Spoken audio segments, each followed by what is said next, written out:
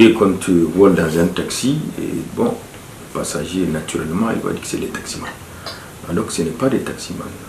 Ce qu'il faut savoir, c'est vraiment des gens qui utilisent la peinture de taxi, la couleur du taxi et un numéro imaginaire. Sinon, parce que plusieurs fois, s'il y a des plaintes au niveau de la police, quand la victime arrive à identifier le numéro de portière, une fois que la police interpelle le taxi, on constate que ce n'est pas le véritable, ce n'est pas le numéro utile, quoi. Okay. Donc ça a causé au début beaucoup de situations, beaucoup de problèmes à nos militants. Mais je pense que maintenant les policiers aussi ont compris et donc quand même les enquêteurs sont en train de travailler pour mettre hors d'état de nuire ces gens.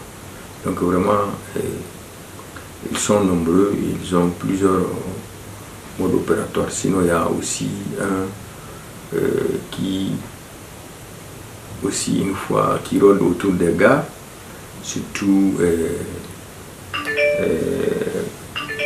quand il y a des passagers qui viennent des exodants, qui reviennent des pays étrangers, qui ont beaucoup de bagages et qui sont pressés d'aller au village.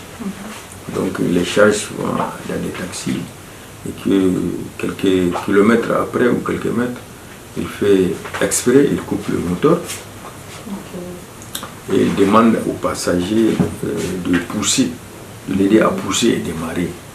Donc naturellement ils sortent tous, ils laissent tous les petits bagages même en main dans le véhicule en essayant de le pousser. Et dès qu'il le pousse, lui déjà il démarre et puis c'est fini. Donc comme c'est des villageois souvent, bon, si la voiture démarre pour eux, premier truc, ils ne vont pas déjà imaginer qu'il va fuir.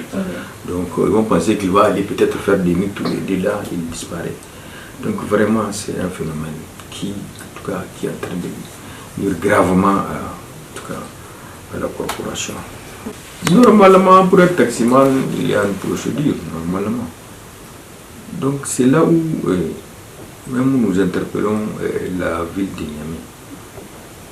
Nous avons à maintes fois interpellé et proposé ce que la ville de Niamey prenne des actes réglementaires pour en tout cas réglementer ce métier.